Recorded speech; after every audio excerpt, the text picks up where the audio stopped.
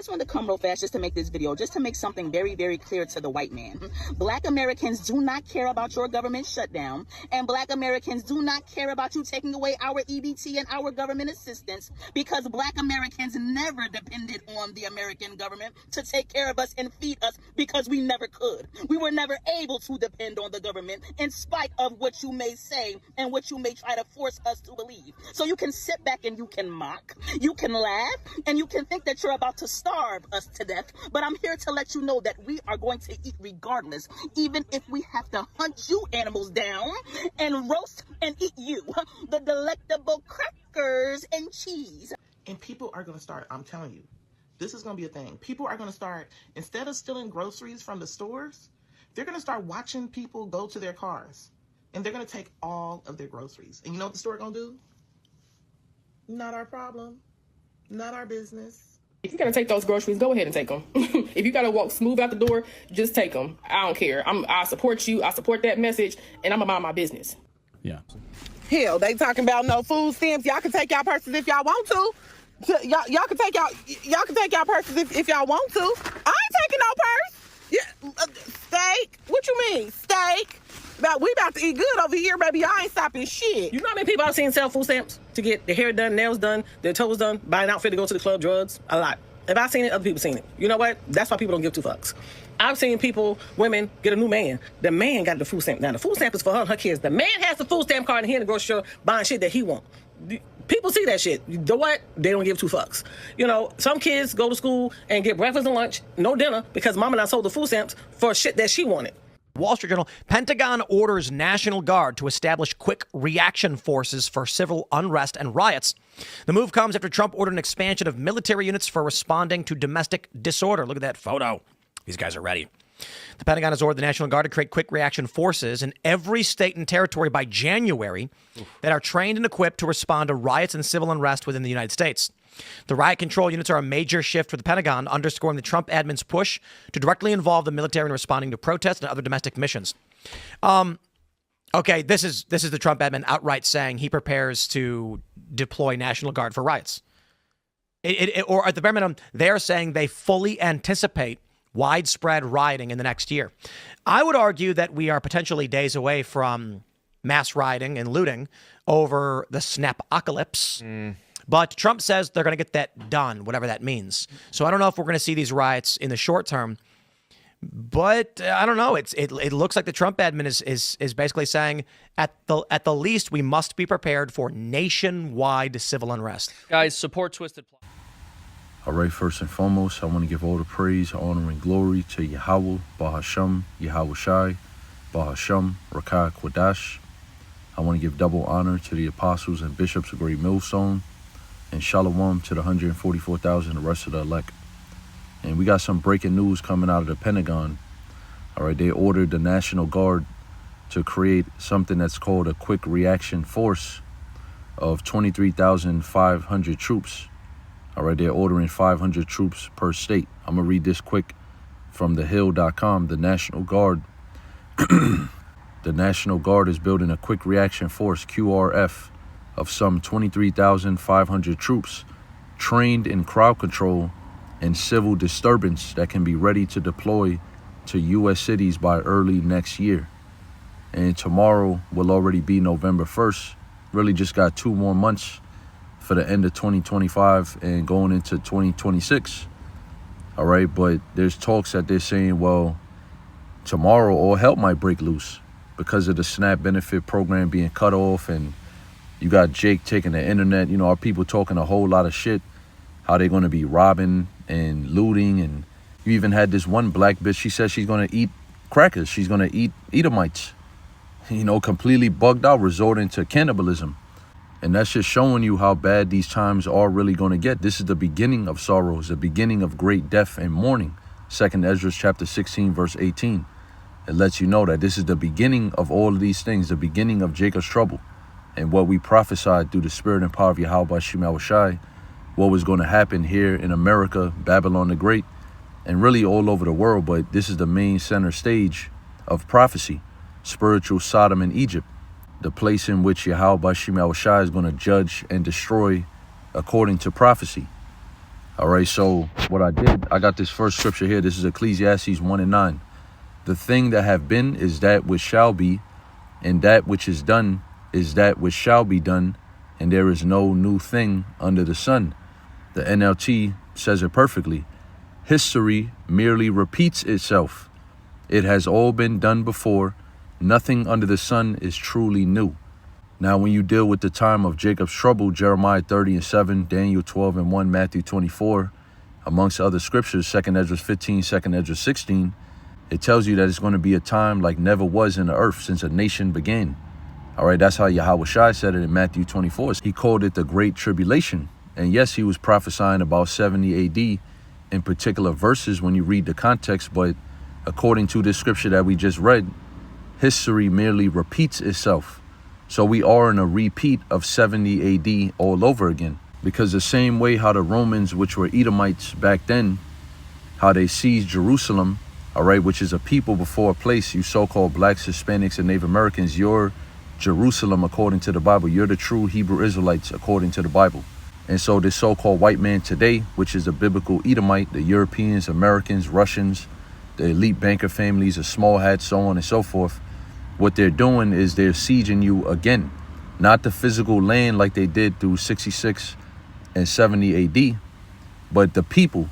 And this is what the word siege means. All right, standard definition, Oxford, regular dictionary. This is seize, a military operation in which enemy forces surround a town or building, cutting off essential supplies with the aim of compelling the surrender of those inside. See, so are they not sieging Jerusalem again today? They're cutting off the SNAP benefits. You got mass layoffs where they're just firing people by the thousands. All right, they're cutting off the supplies while at the same time surrounding the cities with troops, doing these different military operations, National Guard, ICE, DEA, CIA.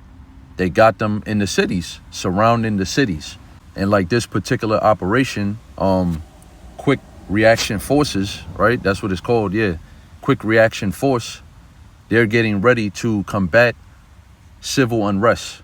They're getting ready to combat protesters and rioting, looting, all right, crowd control, riot shields, same thing, but they're sending more troops.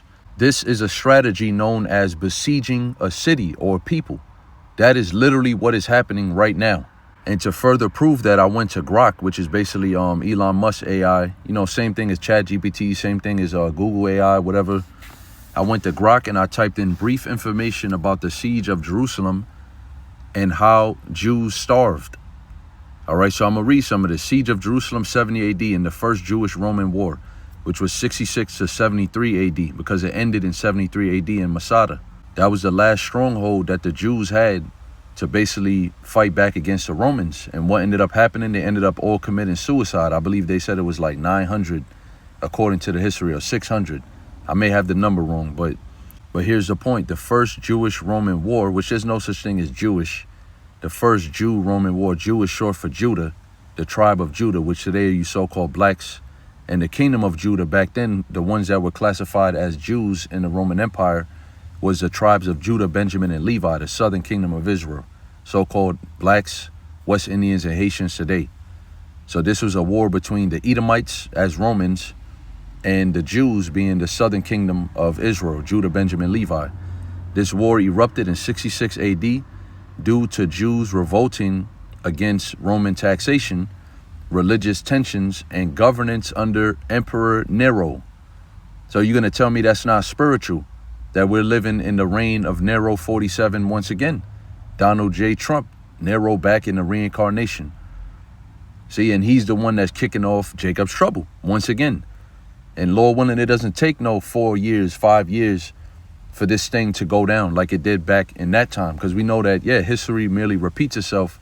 But once again, we're in the time of Jacob's trouble this time. It's not going to be exactly how it was in 70 AD. It's going to be far worse, and it's going to be quicker. It says, Zealot faction seized Jerusalem, expelling Roman forces. Rome responded with a massive campaign led by Vespasian, who subdued Galilee and Judea, and later his son Titus, who besieged Jerusalem in spring 70 AD. All right, so what does it mean besiege? Once again, they surrounded Jerusalem with armies. Let me get that in the book of Luke. I believe it's 21. This is the book of Luke, chapter 21, verse 20. And when ye shall see Jerusalem compassed with armies, this is our Lord Yahawashi speaking, who the world ignorantly called Jesus Christ. His true name in the ancient Hebrew being Yahawashi. He's talking to the Israelites, mainly of the elect, particularly the disciples.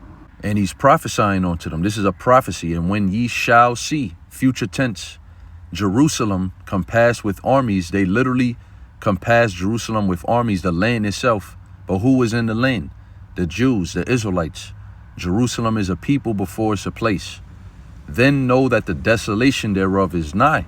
So when you read Daniel, the 8th chapter, it speaks about the abomination that maketh desolate. During the time of Antiochus Epiphanes, there was a desolation of our people, but they didn't fully destroy the temple. They just defiled it.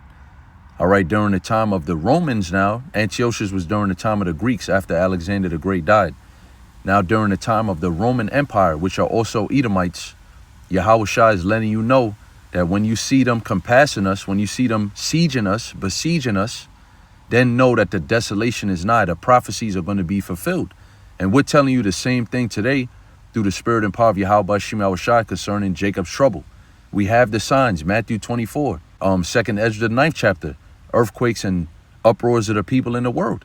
We're seeing the signs that Jacob's trouble is here.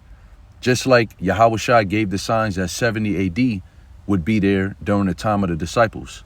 And I wanted to bring out that word compass real quick in the Greek. All right, G2944. Strong's G 2944. Kuklao.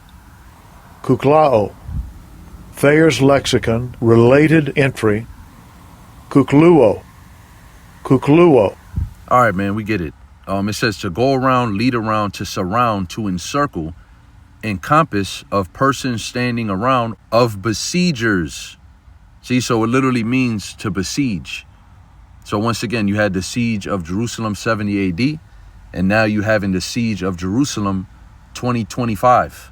Jerusalem today being you so-called blacks, Hispanics, and Native Americans, and the Romans, which are Edomites, back again as so-called Americans, Trump, and the military, surrounding our people in the cities that our people dwell in, mainly so-called blue states, democratic states. All right, and what they're getting ready for? To target you Israelites, man. 2nd Ezra 16, verse 68. The burning wrath of a great multitude is kindled above you. So what are we to do during this time? Because when you keep reading verse 21, and this is how you know that it strictly is talking about 70 AD, I'm not trying to apply this to now, even though it does, because again, history merely repeats itself.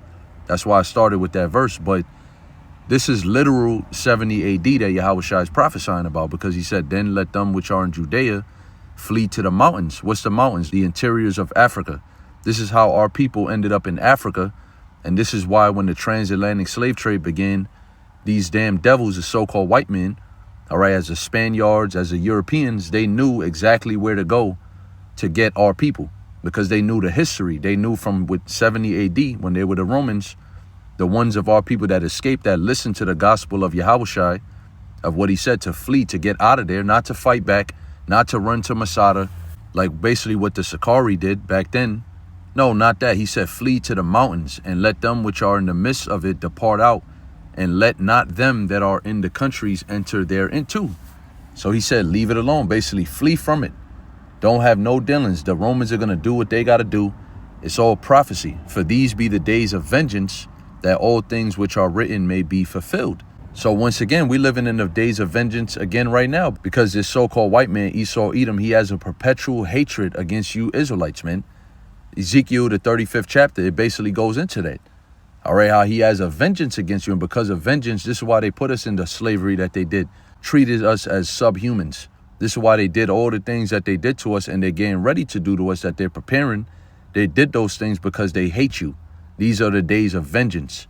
And it's the Most High's vengeance on you 2/3 for sinning against him, for not repenting. You being called back through the mouth of the prophets of Yahweh Shemyahushai, the men, the Hebrew Israelites that are out there on the streets that you mock and scoff at. Yeah, Drewski, or like Shaman called you Newski. Right? That's what y'all love to do. So the Lord is going to bring his sword down upon you. Psalm 17 and 13. Men, the wicked to be precise, which is the so-called white man, Esau Edom. He's the wicked that the Bible speaks of. And he's preparing these troops. He's sieging you. He's cutting off your food supplies in the form of the government assistance that our people been using, which really is mostly Edomites. It's mostly so-called white people, which some of them are obviously Jake under the curses, but it's mostly so-called white Americans that are on, you know, food stamps and EBT and all that. But yet we know that this is the Trojan horse, all right? This is going to be the catalyst that they're going to use to basically bring down more wrath and more, how does it say in Revelation 12:12? Yeah, the devil shall come down having great wrath because he know if he had but a short time. This is going to be the catalyst that they use, the false flag, or whatever you want to call it, controlled opposition, agent provocateurs. They're going to use this particular situation to further bring in more troops for when the time comes that they bring in this NWO, and the ones of our people that resist against it and protest against it, just as they're doing in all other countries in the world right now. They're going to have troops and military force ready for you people, and ultimately to come against the men of the Lord to shut down this ministry, just like they did during the time of Acts when they killed the apostles. All right, once again, history merely repeats itself. The only difference of this time that we in, let me get Isaiah 59:19. And before I actually read that, there was a little bit more on Grok that I wanted to get into, basically concerning the famine. All right, I'm going to jump down to the part that says starvation during the siege. Starvation was a deliberate Roman tactic and worsened by internal Jew strife or Israelite strife. Blockade. Romans encircled Jerusalem with a 5-mile circumvallation wall, cutting off food and water. No supplies entered after April 70 AD. Internal sabotage. Zealot leader John of Gishkala and others torch months worth of grain and wood to prevent surrender and escalate desperation. And this is coming out of the Josephus, all right? It's a reputable source. You know, Josephus was an Israelite, even though he was kind of like a coon, you know, to the Romans. Even says it in Grok that his writings were more biased towards the Romans. But nevertheless, it's an accurate historical secular history account. The next part, effects. Food dwindled rapidly. People ate leather belts, hay, and dung. Cannibalism reported. Corpses piled in the streets. Disease spread. The scale, Josephus claims 600,000 bodies thrown over walls. Survivals emaciated. Many died post-surrender from overeating relief food. Look at that, man. So check that out, man. You had people dying in all manners of ways, man. Disease spreading, starvation, the sword. People even dying after they got food, after they were starving for such amount of time. There's a certain way that you got to break your fast, man. You got to understand your body. You can't just start scarfing down food if you're coming off of a 2-day, 3-day fast. It's a way that you got to break your fast for your digestion system. So obviously they were just so glad to eat. You had people dying from overeating relief food after they starved. So essentially what happened in 70 AD is that you had the inner cities that were cut off by sieging it. And then anybody outside of them cities was getting killed by the sword. All right, they wasn't letting you out or in. So it's going to be the same thing today. You're going to have gridlock. You're going to have cities shut down. That's 2 Esdras 15.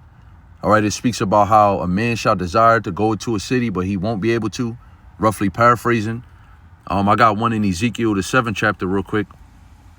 Ezekiel 7, verse 15.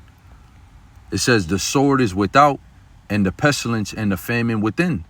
He that is in the field shall die with the sword, and he that is in the city, famine and pestilence shall devour him. In the NLT, there is a war outside the city, and disease and famine within. Those outside the city walls will be killed by enemy swords. Those inside the city will die of famine and disease. And that's exactly what happened in 70 AD, because when you're starving to death, your immune system starts breaking down. That's one of the stages of starvation. Lamentations, I believe, 4:19 or 4:9. It speaks about how bad it is, how much worse it is to die from famine than to die by the sword. So when them Romans sieged Jerusalem, them people that was in the city that couldn't access no more food and water, they began to get sick. And then they started spreading disease to one another. Some of them died from starvation itself. Some of them died from diseases that their immune system wasn't fit to fight off because they weren't getting any nutrition. And it even goes back to the curses of Deuteronomy, the 28th chapter. Matter of fact, let me get one of them. It mentions it several times. Let me just find one.